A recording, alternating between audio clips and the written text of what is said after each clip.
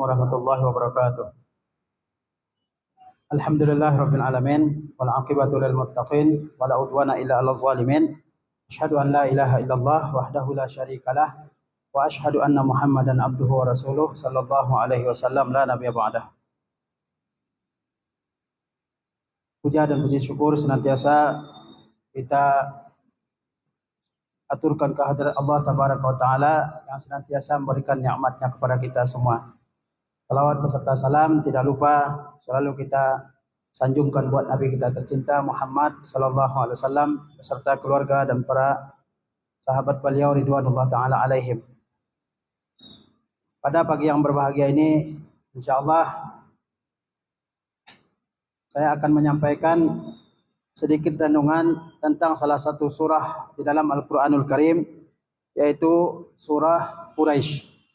Allah Subhanahu wa taala berfirman, A'udzubillahi minasyaitonir rajim. Bismillahirrahmanirrahim. Li'ila fi Quraisy, ila fihim rihlatash shita'i was-shaif, falyabudu rabb hadzal bait allazi at'amahum min ju' wa amanahum min khauf. Surah ini disebut dengan surah Quraisy. Dan Quraisy adalah suku Arab yang menempati kota Makkah. Dan surah ini turun di Makkah sehingga disebut dengan surah Makkiyah. Dalam surah ini Allah Subhanahu wa taala menjelaskan tentang nikmat-nikmatnya yang Allah Subhanahu wa taala berikan kepada suku Arab yang paling terkemuka, yaitu suku Quraisy. Nikmat Allah Subhanahu wa taala yang Allah berikan kepada mereka begitu banyak, dan yang paling utama adalah nikmat diberikannya makanan dan nikmat diberikannya keamanan. Dan surah ini turun setelah surah ini disebutkan dalam Al-Quran setelah surah Al-Fil. Surah Al-Fil kemudian setelahnya surah Quraisy. Allah Subhanahu wa taala berfirman, alam tara kaifa fa'ala rabbuka bi ashabil fil, dan seterusnya. Setelah Allah Subhanahu wa taala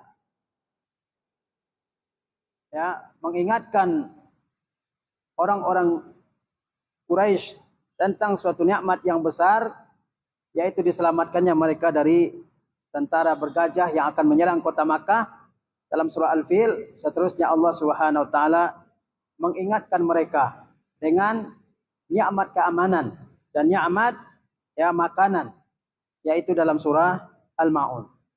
Jadi Allah Subhanahu wa taala ingatkan mereka akan keamanan yang mereka peroleh dengan amannya mereka dari serangan orang-orang yang membawa gajah untuk menyerang kota Makkah.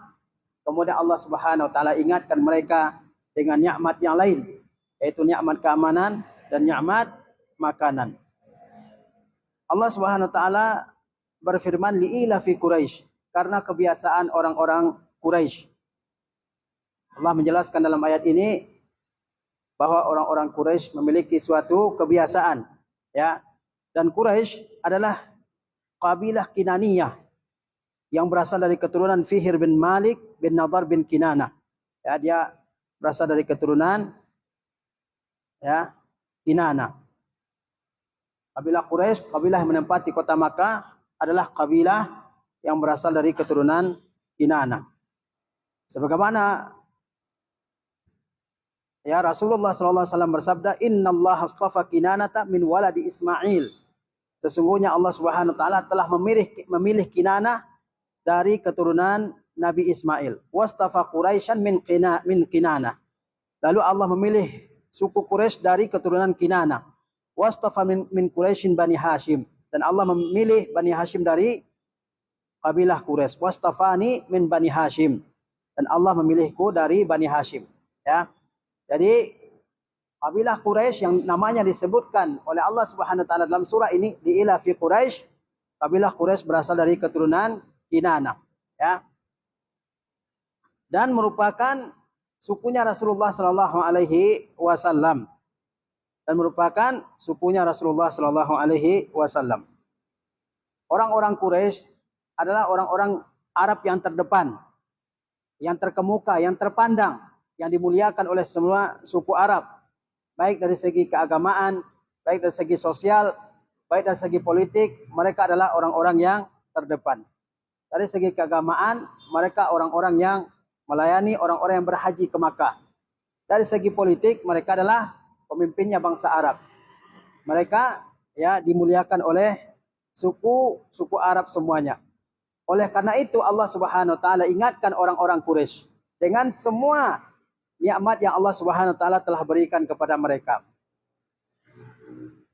Kemudian dalam ayat yang kedua Allah mengatakan ila fihim rihlatash syita'i was-saif. Yaitu kebiasaan mereka melakukan rihlah, perjalanan ya, asy-syita'i was-saif, pada musim dingin dan pada musim panas. Orang-orang Quraisy pada zaman dahulu mereka memiliki kebiasaan melakukan dua bentuk perjalanan. Pertama, perjalanan pada musim dingin. Di sana juga ada musim dingin. Ya, bukan panas selalu di Arab, ada musim dingin yang Allah sebutkan dalam Quran, rihlatash syita'i was-saif, perjalanan pada musim dingin dan pada musim panas. Pada musim panas, pada musim dingin mereka melakukan perjalanan ya ke negeri Yaman. Pada musim dingin mereka melakukan perjalanan ke negeri Yaman, ke selatan. Ya. Dan juga ke Habasyah. Habasyah yaitu Ethiopia yang berada di Afrika. Mereka menyeberangi lautan, kemudian mereka masuk ke Habasyah, ke Ethiopia. Untuk apa mereka melakukan perjalanan? Yaitu untuk berdagang. Mereka adalah para pedagang. Mereka bukan para petani, tapi para pedagang. Ya, mereka berdagang sampai ke Yaman, sampai ke Habasyah. Ya. Dan tujuan lainnya adalah untuk membantu orang-orang yang tidak memiliki jaminan keamanan agar mereka sampai ke Makkah untuk melaksanakan ibadah haji. Haji sudah ada sebelum Nabi kita Muhammad SAW. Supaya orang-orang yang berangkat dalam perjalanan darat dari negeri mereka di Yaman, supaya mereka aman sampai ke Makkah, maka orang-orang Quraisy mendampingi mereka. Supaya mereka tetap aman sampai di Makkah. Ini perjalanan mereka yang pertama, rihlatash syita. Kemudian kata Allah, was-saif, juga perjalanan mereka pada musim panas. Pada musim panas, mereka melakukan perjalanan ke negeri Syam, ke utara Jazirah Arabia. Ke utara Jazirah Arabia. Kenapa orang Quraisy melakukan ini? Tadi karena mereka berdagang dan ingin memberikan keamanan kepada orang-orang yang ada di tempat-tempat tersebut ketika mereka menuju Makkah untuk melaksanakan ibadah haji. Tentu saja ibadah haji mereka banyak bercampur dengan kesyirikan, banyak bercampur dengan hal-hal yang berlawanan dengan tauhid. Dalam perjalanan itu mereka dimuliakan oleh penduduk-penduduk negeri-negeri tersebut. Karena mereka orang paling terkemuka, orang yang dihormati, orang yang berasal dari rumah Allah Subhanahu wa taala, dari Makkah. Sehingga mereka dihormati oleh setiap kabilah-kabilah yang mereka lewati. Dan Allah ingatkan mereka dengan hal ini. Kemudian selanjutnya Allah Subhanahu wa taala memerintahkan kaum Quraisy ini untuk beribadah kepada Allah Subhanahu wa taala. Falyabudu rabb hadzal bait. Ya. Maka hendaklah mereka mengibadahi Rabbnya hadzal bait, Rabb rumah ini, yaitu Ka'bah ya al-musyarrafah. Hendaklah mereka mengibadahi Rabbnya, pemiliknya ya rumah ini, yaitu Ka'bah. Dalam ayat sebelumnya Allah Subhanahu wa taala ingatkan mereka akan nikmat yang besar di mana mereka leluasa melakukan perjalanan. Di mana mereka leluasa untuk berdagang, mencari nafkah, untuk memasuk berbagai macam barang ke negeri mereka. Di mana mereka leluasa, aman untuk melakukan perjalanan ke selatan dan juga ke utara. Lalu setelahnya dalam ayat ketiga Allah perintahkan mereka untuk beribadah hanya kepada Allah Subhanahu wa taala. Falyabudu rabba hadzal bait. Maka hendaklah mereka yang diberikan begitu banyak nikmat oleh Allah SWT, hendaklah mereka menyembah, beribadah hanya kepada Tuhannya rumah ini, yaitu Ka'bah. Oleh sebab itu, ibadah ini hanya diperuntukkan bagi Allah Subhanahu wa taala. Dan tujuan kita diciptakan oleh Allah Subhanahu wa taala adalah untuk beribadah hanya kepadanya. Kata Allah Subhanahu wa taala di akhir surah Az-Zariyat, "Wa ma khalaqtul jinna wal insa illa liya'budun." Aku tidak ciptakan jin dan manusia melainkan supaya mereka hanya beribadah kepadaku. Ma uridu minhum min rizq. Aku tidak inginkan rezeki dari mereka. Sebagaimana pada zaman dahulu ada budak, dan budak itu dipekerjakan oleh tuannya supaya memperoleh makanan untuk tuannya. Allah tidak inginkan itu dari kita. Ma uridu minhum min rizq. Aku tidak inginkan rezeki dari mereka. Innallaha huwa ar-razzaq. Sesungguhnya Allah adalah yang maha memberikan rezeki. Zul quwwatil matin, yang memiliki kekuatan maha kokoh. Tujuan kita diciptakan adalah untuk beribadah hanya kepada Allah Subhanahu wa taala. Dan para anbiya, para rasul, Allah utus kepada kaumnya untuk menyampaikan satu tujuan ini, yaitu supaya mereka beribadah hanya kepada Allah Subhanahu wa taala. Allah berfirman, "Wa laqad ba'atsna fi kulli ummatin rasulan an ya'budullah wajtanibut taghut." Sesungguhnya telah kami utus seorang rasul pada setiap kaum. Apa yang disampaikan oleh para rasul tersebut? An ya'budullah, agar kalian beribadah hanya kepada Allah dan jauhi tagut. Tagut itu segala yang disembah selain Allah, dan yang disembah itu senang dengan ibadah tersebut. Ini disebut dengan tagut. Dalam kehidupan kita ini, anak-anak sekalian, Allah telah berikan begitu banyak nikmat kepada kita. Nikmat keimanan, nikmat keamanan, nikmat kesehatan, nikmat fisik yang sempurna, nikmat makanan dan minuman yang kita peroleh di negeri kita. Maka apa di balik nikmat tersebut tugas kita? Sama dengan orang-orang Quraisy. Setelah Allah berikan begitu banyak nikmat kepada mereka, Allah perintahkan mereka beribadah. Demikian pula kita.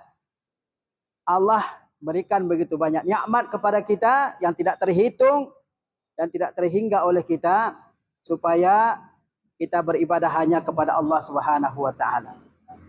Supaya kita hanya beribadah kepada Allah Subhanahu wa taala.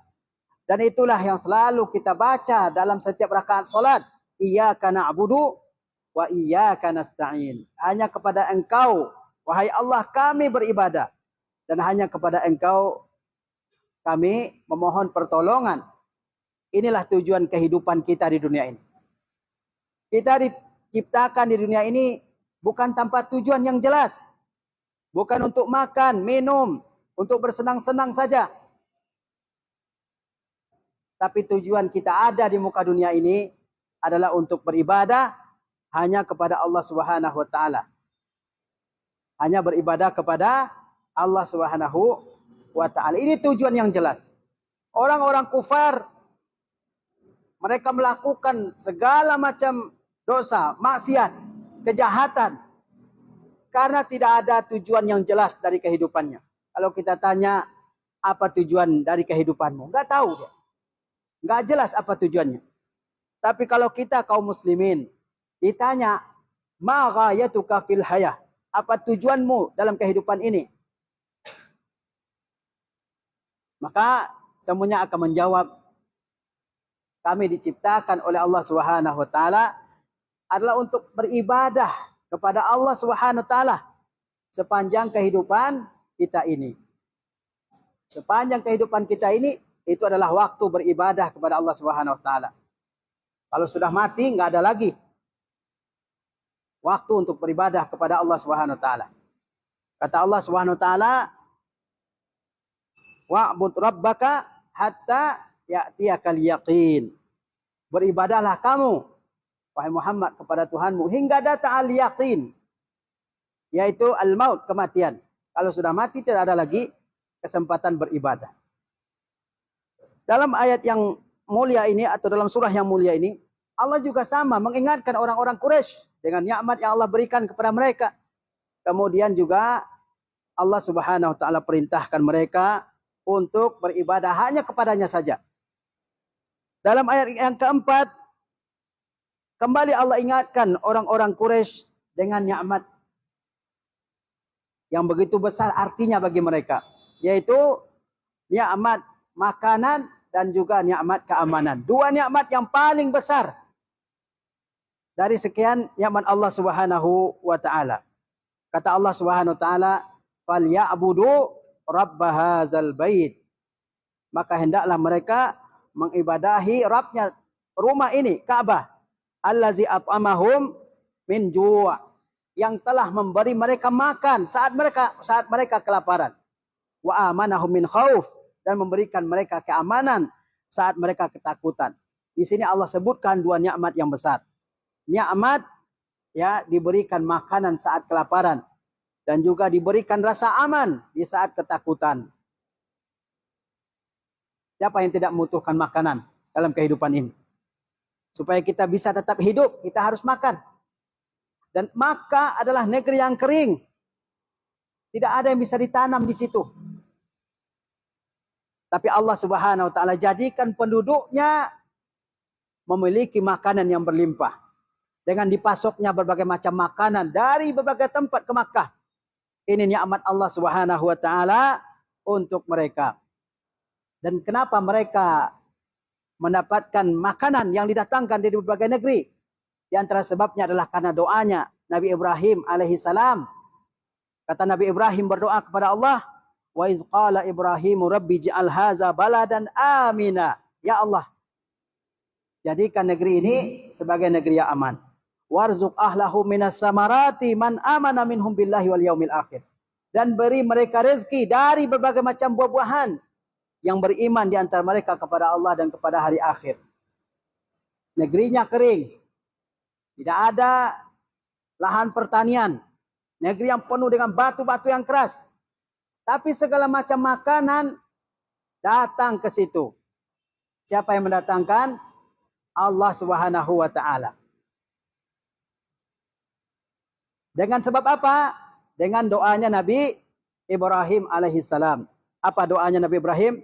Rabbi ja'al haza baladan amina. Ya Allah, jadikan negeri ini aman.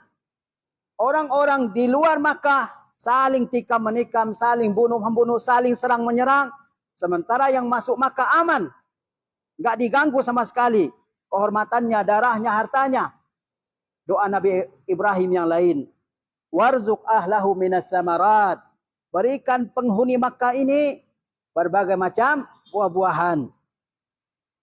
Man amana minhum billahi wal yaumil akhir. Yang beriman di antara mereka kepada Allah dan kepada hari akhir. Ini nikmat pertama yang Allah berikan kepada mereka. Ya. Nikmat keamanan dan juga nikmat ya makanan. Nikmat keamanan dan nikmat makanan. Ini nikmat yang luar biasa. Terkadang seorang merasa aman tapi tidak ada makanannya, maka dia akan gelisah. Tetapi ada juga sebaliknya, ada makanan tapi tidak ada rasa aman di negerinya, maka seorang akan penuh ketakutan, akan merasa selalu terancam keselamatannya. Jika dua nikmat ini sudah ada pada seseorang, maka hendaklah dia beribadah kepada Allah Subhanahu wa taala. Siapa yang memberikan kita makanan? Siapa yang memberikan kita makanan?